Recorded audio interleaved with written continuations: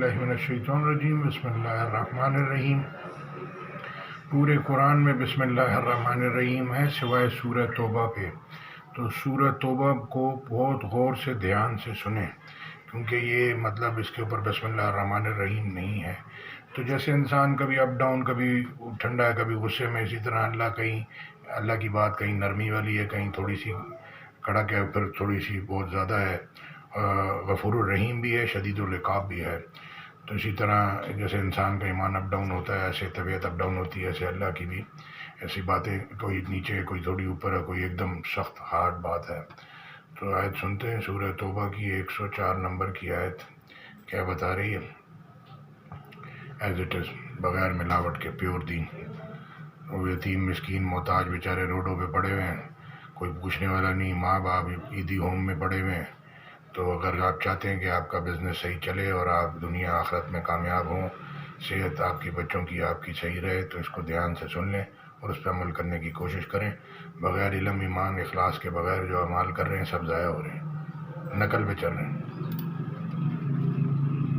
ألم يعلموا أن الله هو يقبل التوبة عن عباده ويأخذ الصدقات وأن الله هو التواب الرحيم وقل اعملوا فسيرى الله۔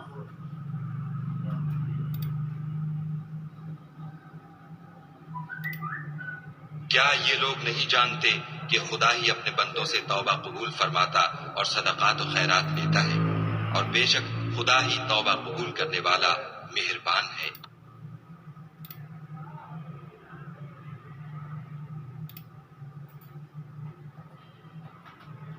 Do they not know that it is Allah who accepts repentance from His servants and receives charities, and that it is Allah who is the accepting of repentance, the Merciful?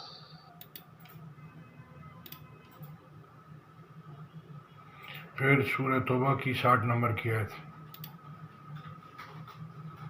إنما الصدقات للفقراء والمساكين والعاملين عليها والمؤلفة قلوبهم وفي الرقاب والغارمين وفي سبيل الله وابن السبيل فريضة من الله والله عليم حكيم۔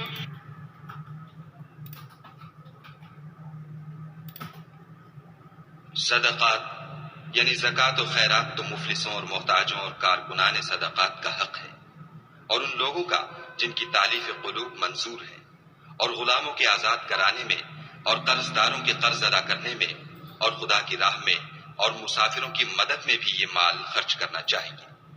یہ حقوق خدا کی طرف سے مقرر کر دیے گئے ہیں، اور خدا جاننے والا اور حکمت والا ہے۔ اور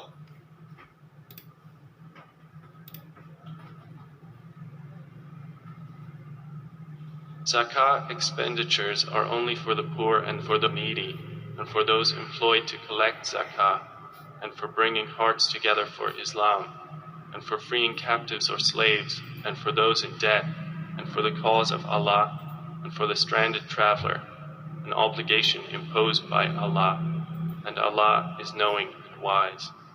And among them are those تو یہ یعنی کہ بزنس کیوں نہیں چل رہا، ادھر وہ بھوکا مر رہا ہے تو آپ دکا کھا رہے ہیں، تو کہاں سے آپ کی صحت صحیح ہوگی؟